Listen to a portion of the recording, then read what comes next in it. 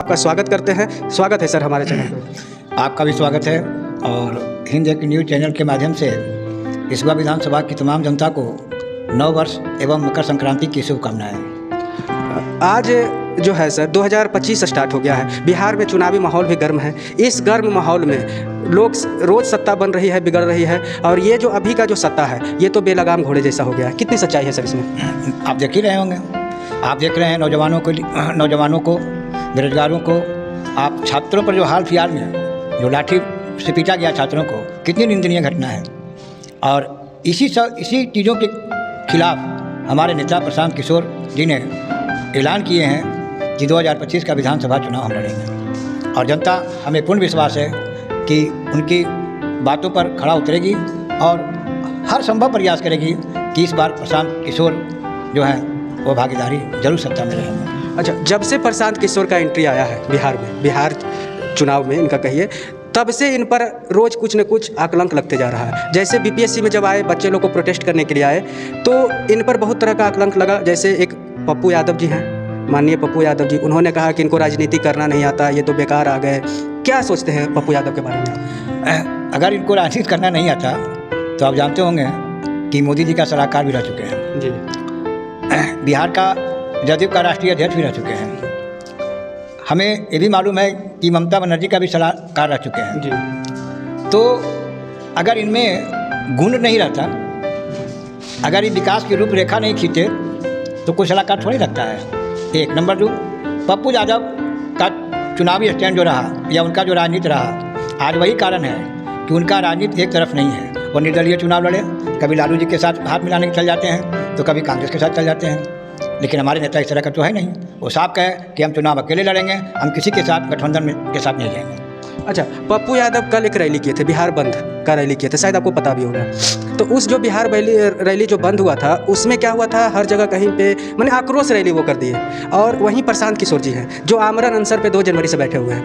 ना किसी से उनको कुछ लेना है, सिर्फ आमरण अनशन पे है कि बच्चों को उनका हक दिया जाए, री एग्जाम होना है, यही उनके पास एक मुद्दा है। तो एक तरफ जो पप्पू यादव करते हैं वो हिंसक रैली, और एक तरफ पीके जो हैं प्रशांत किशोर जी हैं वो करते हैं अहिंसा का मार्ग। तो दोनों में आप फर्क क्या देखते हैं? आप देखिए इस बात को कि प्रशांत किशोर जी किस मार्ग पर चल रहे हैं। वह नौजवानों के विकास के लिए बात करते हैं, छात्रों के विकास के लिए बात करते हैं। लेकिन पप्पू यादव जी हैं, माननीय लालू प्रसाद जी हैं, या आज के दौर में लीजिए भाजपा को, ये हमेशा अहिंसा के मार्ग पर नहीं चलने वाले ये सब व्यक्ति हैं। और जितना अधिक से अधिक लोगों में कटुता पैदा करें या जाति धर्म विशेष समुदाय में उलझाएं, है ना, और इसी पर इन लोग का राजनीति है। कभी विकास के नाम पर राजनीति इन लोग का नहीं है। अच्छा, बिहार सरकार क्या प्रशांत किशोर से डर गई है? बिल्कुल। कैसे?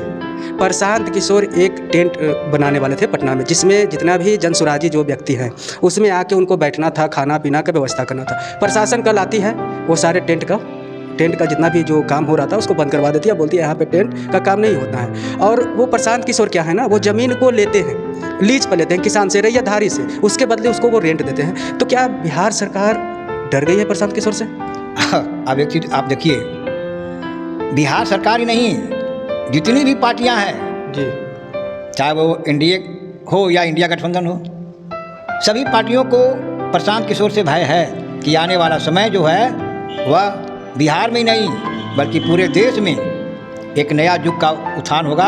और उस युग का जो उत्थान होगा वो उत्थान करने वाले में नाम प्रशांत किशोर का आएगा। अच्छा, आज तक जो आप राजनीति देख रहे हैं सर, आपको तो काफ़ी अनुभव है राजनीति का। आज तक जो राजनीति आप देखते आ रहे हैं उसमें शिक्षा का क्या रोल है?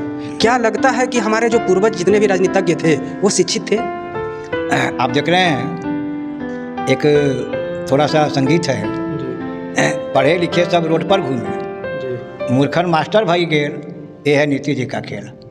और विशेष शिक्षा के स्तर पर क्या कहेंगे हम? तो प्रशांत किशोर का जो प्रत्याशी है, आप हिसुआ विधानसभा के नागरिक हैं, तो हिसुआ विधानसभा में आपके जो प्रशांत किशोर के जो सिपाही हैं वो कौन हैं? माननीय जिला परिषद रंजीत कुमार और चुन्नू बाबू हैं, और 2025 में वह विधानसभा का चुनाव लड़ेंगे। और हमें पूर्ण उम्मीद है कि यहाँ की जनता उनके लिए खड़ा उतरेगी और अधिक से अधिक मतों से विजयी बनाने का काम करेंगे। अच्छा, एक चीज़ बताइए सर, एज ए बिना किसी पार्टी को बीच में लेकर एक सामान्य नागरिक के नाते आप हमें सिर्फ इतना बताइए कि एक जो उम्मीदवार होना चाहिए वो कैसा होना चाहिए?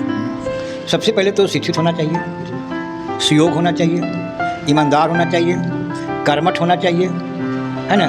उसके बाद कुछ दानवीर भी होना चाहिए, स्वाभिमानी होना चाहिए और जात नहीं जमात की राजनीति करने वाला व्यक्ति होना चाहिए। ये सब सारे गुण माननीय चुनाव भाव में भरा हुआ है।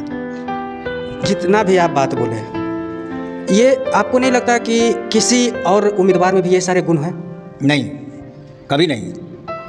आज विगत 2 टर्म, इस बार पूर्वी से जिला परिषद दूसरा बार है, 10 साल के शासनकाल में हम देखे कि समाज के उत्थान के लिए इतना काम किए हुए, खास तौर पर गरीब, गुरबा, दलित, महादलित, पिछड़ा, अति पिछड़ा वर्गों के लिए या किसी भी वर्ग के समुदाय के लिए, सभी वर्ग समुदाय के लिए वो काम करते हैं। वह कभी भी किसी भी धर्म का अपमान नहीं करते हैं, वो सभी धर्मों का सम्मान करते हैं और सभी धर्मों के साथ लेकर चलने वाले व्यक्ति हैं।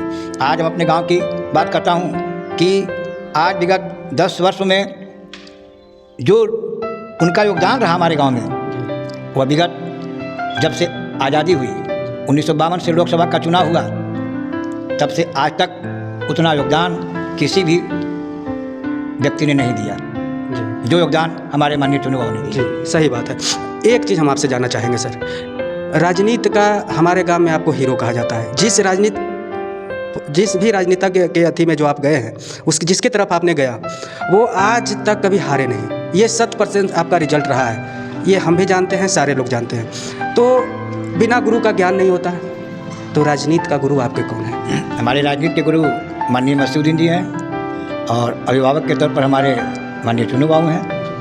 और वो हमारे लिए सामाजिक, आर्थिक, शासनिक, प्रशासनिक, राजनीतिक हर तरह से हमें मदद मिला है। हम उनका आभारी हैं। और आपके चैनल के माध्यम से एक बात कहना चाहूँगा कि जब तक मेरे शरीर में लहू का एक एक बूंद रहेगा, उस लहू के बूंद पर केवल एक ही व्यक्ति का नाम है, वह है रणजीत कुमार उर्फ चुन्नू बाबू। अच्छा सर, भाजपा को आप किस नज़रिए से देखते हैं?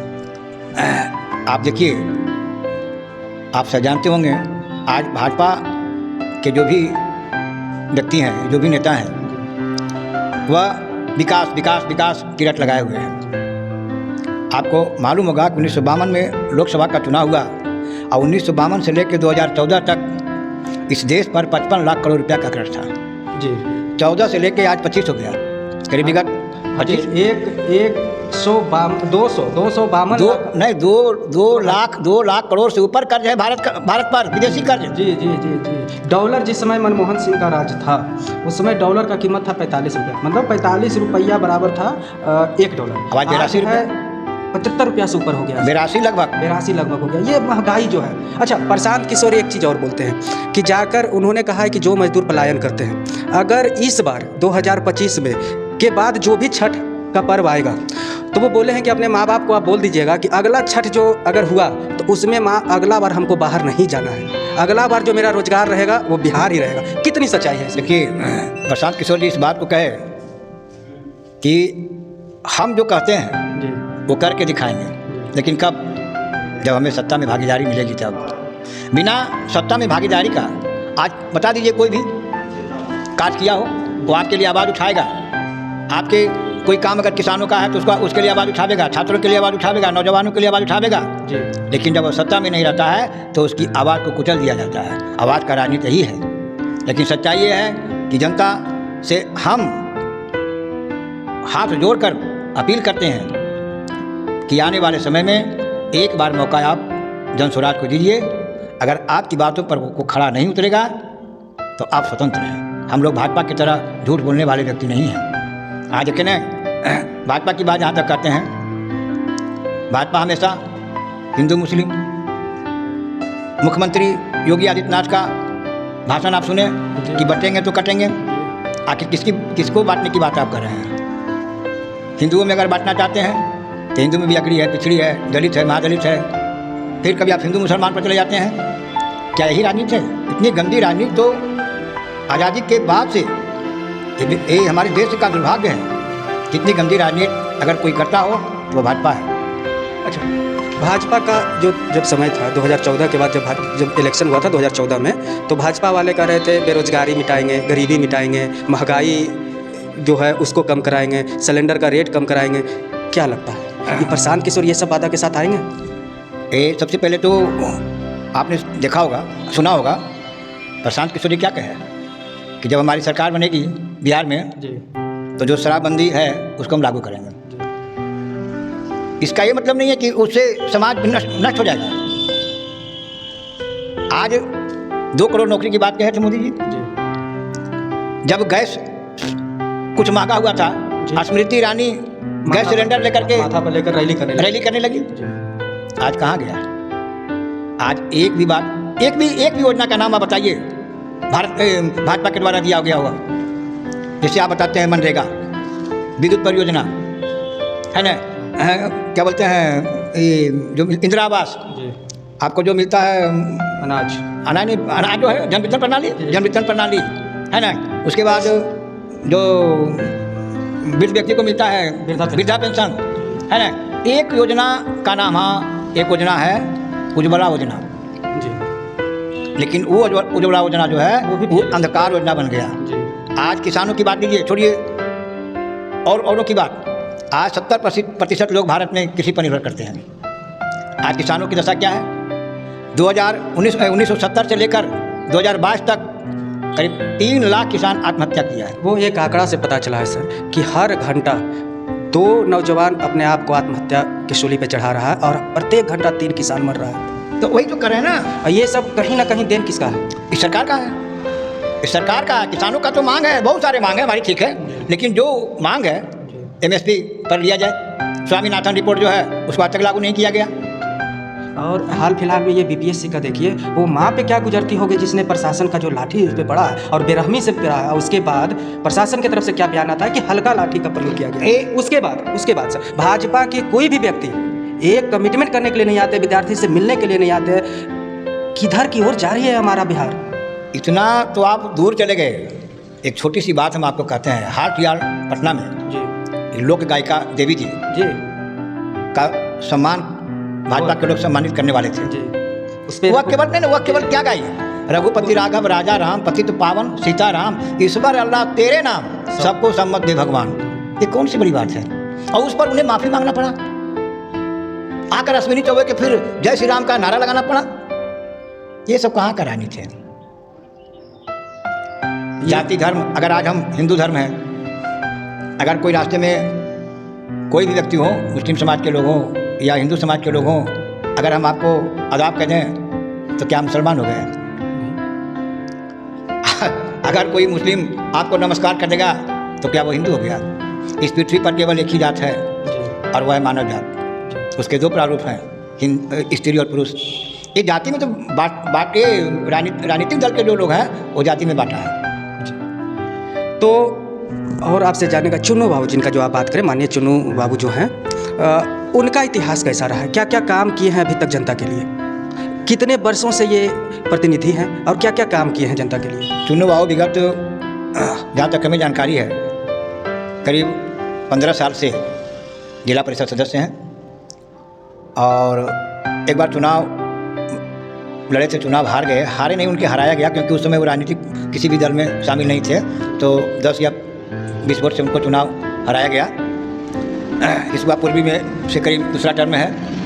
हम आपको विश्वास दिलाते हैं कि हिसुआ विधानसभा की तमाम जनता का सौभाग्य है जो ऐसे नेता हिसुआ विधानसभा में विधानसभा का लड़ने जा रहे हैं। ये सौभाग्य की बात है और लगता है कि भगवान इनका जन्म हम गरीबों के लिए ही दिए हैं। अच्छा, पर लोगों का कहना है, माने विशेष जो राजनीतिक के जो जानकार हैं उनका कहना है कि प्रशांत किशोर जो टीम बना रही है, जो इस बार 2025 में चुनाव लड़ेगी, वो टीम में किसी के पास राजनीति का कोई नॉलेज नहीं है। जैसे उनका जो अध्यक्ष हुए ये SSP साहब जो हैं ये हो गए, और जो विदेश मंत्री जो थे, ये सब तमाम आदमी हैं और जितने भी पार्टी के लोग उसमें शामिल हो रहे हैं, उनमें उनका कहना है कि उनके पास राजनीति का कोई नॉलेज नहीं है। तो क्या लगता है, बिना अगर इस फील्ड में आप लड़ रहे हैं, इस फील्ड का अगर आपके पास नॉलेज नहीं है तो कैसे जीतेंगे आप? आप एक बताइए, जैसे अभी कहे कि उनके साथ जो भी रहने वाले हैं या जो भी प्रत्याशी होने वाले हैं उनका राजनीति का अनुभव नहीं है। तो जब राजनीति का अनुभव नहीं है तो हमारे जिला परिषद 2 बार किसी चुनाव जीत गया। मैंने कुछ लोगों नहीं, अगर एक चीज़, अगर पहले तो अध्यक्ष तो वही थे ना भाई जन स्वराज का, तो अगर उनको राजनीति का अनुभव नहीं रहता तो इतने बड़े प्रधानमंत्री मोदी और माननीय नीतीश कुमार जी के सलाहकार राष्ट्रीय अध्यक्ष बनते हैं, जदयू का और मोदी जी का सलाहकार। वो राजनीति करते हैं लेकिन जात पात की राजनीति नहीं करते हैं। वो राजनीति करते हैं गरीबों के लिए। अंतिम पायदान में जो खड़े व्यक्ति है उसको अग्रिम पायदान में लाने के लिए राजनीति करते हैं, तभी इस देश का विकास होगा। किसानों की राजनीति करते हैं, नौजवानों की राजनीति करते हैं, छात्रों के विकास की राजनीति करते हैं। तो लास्ट प्रश्न सर आपसे, हमारी एक बहुत बड़ी राजनीतिक पार्टी है कांग्रेस को आप किस नज़रिए से देखते हैं? देखिए, जब तक इंदिरा गांधी का शासन रहा, इंदिरा गांधी के बाद राजीव गांधी रहे, उस समय तक कांग्रेस का स्थिति ठीक रहा। उसके बाद कांग्रेस का स्थिति अब बद से बदतर हो रहा है। हम 2-4 बातें आपसे कहेंगे। आज मोदी जी कर रहे हैं विकास विकास विकास विकास की धारा बह रही है। हाँ, विकास की धारा बह रही है। 80 करोड़ जनता का यहाँ मुफ्त राशन दिया जाता है 5 किलो। जब हर पार्टी के लोग जनता के लिए कुछ रेवड़ियाँ बांटते हैं तब वो कहते हैं कि देश हित के लिए नहीं है, लेकिन जब वो ऐलान करते हैं तब वो कहते हैं जन कल्याण है। 1 नंबर 2, अगर कोई पार्टी किसी राज्य में योगदान देकर वह कुछ वादे भूल जाती है तब वो कहते हैं वो वादा भूल गया। लेकिन आज देखिए महाराष्ट्र का चुनाव हुआ ना, शायद 1200 के 1500 देते थे, उसको 2100 कर दिए। किसानों को 6000 से 15000 किए, वो कहाँ मिल रहा है जी। और हम खैर राष्ट्रीय स्तर के तो नेता नहीं हैं, और लेकिन हम ग्रामीण छोट मोट राजनीति से अवगत हैं और राजनीति की कुछ परिभाषा हम अच्छी तरह से समझते हैं। इसलिए हम अंत में आपसे यही बात कहेंगे और लोगों से अपील करेंगे कि चुनू बाबू जैसा नेता इस बार विधानसभा क्या, हमें लगता है बिहार में कोई नहीं है। वो अपने फंड से जो फंड देते हैं 1 रुपया कमीशन नहीं लेते हैं। सरकार के दिया हुआ जो उनको पेमेंट मिलता है वो भी नहीं लेते हैं। और हम अपने गांव की बात करते हैं, कम से कम यहाँ 25 लाख रुपया का योगदान रहा 10 सालों में। उसके बाद ट्रांसफार्मर लगवाए, कितने दलित महादलित परिवार के यहाँ बूढ़े कते माताएँ बहनें मर गई, उनको योगदान दिए। बहुत सारे बच्चियों की शादी में उनका योगदान रहा। यहाँ जब धार्मिक स्थल का निर्माण हो रहा था उसमें उनका योगदान रहा। और कुछ तो लोग कहते हैं कि बहुत पैसा वाला है, वो खूब बांट रहे हैं। भैया तो आपको बांटने में कौन मना कर रहा है? आप भी बांटिए, आप भी जनता के लिए काम कीजिए। लेकिन आप तो कीजिएगा नहीं, आप तो क्रिटिसाइज कीजिएगा, है ना। और आप कभी उनके दरवाजे पर जाइए, सम्मान के साथ आदर के साथ आपको बैठाया जाएगा और आपकी बातों को बड़ी अच्छी तरह से सुनते हैं, मनन करते हैं और उस पर कार्य करते हैं। और जहाँ तक होता है वो अपना तन मन धन लगा देते हैं। चलिए सर, अंतिम प्रश्न आपसे है, अंतिम प्रश्न, बहुत सोच समझ कर उत्तर दीजिएगा। जन स्वराज है क्या? सबसे पहली बात एक ये है कि आपने देखा होगा कि लोकतंत्र में बदलाव बहुत ज़रूरी है जी। अगर एक ही पार्टी के लोग शासन करने लगता है तब तो वो कहता है ना, वो साड़ हो जाता है। जन स्वराज इसलिए है कि हमारे नेता जो प्रशांत किशोर हैं, आज बताया ना कई एक बार हम कि वो आवाज़ उठाते हैं नौजवानों को, छात्रों को, है ना, बेरोजगारी के लिए। तो जनता जब एक बार उनको मौका देगी, अगर जनता मौका देती है, बेरोजगारी कम हो जाएगी, पलायन रुक जाएगा, ये सब तमाम मुद्दा वो रखे हैं, महंगाई कम हो जाएगी, हम लोग खुशहाल हो जाएंगे। लगता है आपको? बिल्कुल बिल्कुल लगता है। आज देखिए, आज भ्रष्टाचार कितना है, आज इतना पैसा सेक्शन होता है। आप जानते होंगे कि 20% कमीशन कट जाता है। हो सकता है उस पर हम कुछ लगा दें। आप सोचिए कि 1 करोड़ रुपया आवंटन होता है और उसका 20% आप जोड़िए। हो सकता है वो किसी डायरेक्ट बेनिफिट कार्ड में वो लगा दें। तो ये सब जो है, हो सकता है अपने विधानसभा सदस्य को कहें कि भाई ऐसा कीजिए, अगर आप वेतन लेने लायक है तो लीजिए और नहीं लेने लायक है तो कम से कम जनता के लिए छोड़ दीजिए। बहुत सारे आज बता रहे हैं ना कि आज देखिए एक उदाहरण देते हैं आपको। पूरे भारत में दिल्ली जी केजरीवाल जब आया था तो वहाँ का बजट 25,000 करोड़ या कितना था, जी है ना। आज का बजट वहाँ कितना है? 70,000 करोड़ रुपया। तो लाभ में तो पहुँचा दिया ना। तो आखिर जब तक वो राजनीतिक सलाहकार रह कैसे गए हैं जब तक उनके पास ब्रेन नहीं है? जी आखिर कुछ तो है। इसलिए एक बार जनता मौका दे, और ख़ास तौर पर हम फिर एक बार कह रहे हैं कि इस बार विधानसभा की जनता एक बार मौका दीजिए और आप देखिएगा। और सारे उनका नाम लेने का कोई ज़रूरत नहीं है, सारे बच्चे बूढ़े जवान सब जानते हैं कि चुनाव कैसे आदमी है। एक बात और हम कहना चाहेंगे, यहाँ इस बार विधानसभा की जनता का कुछ नारा है।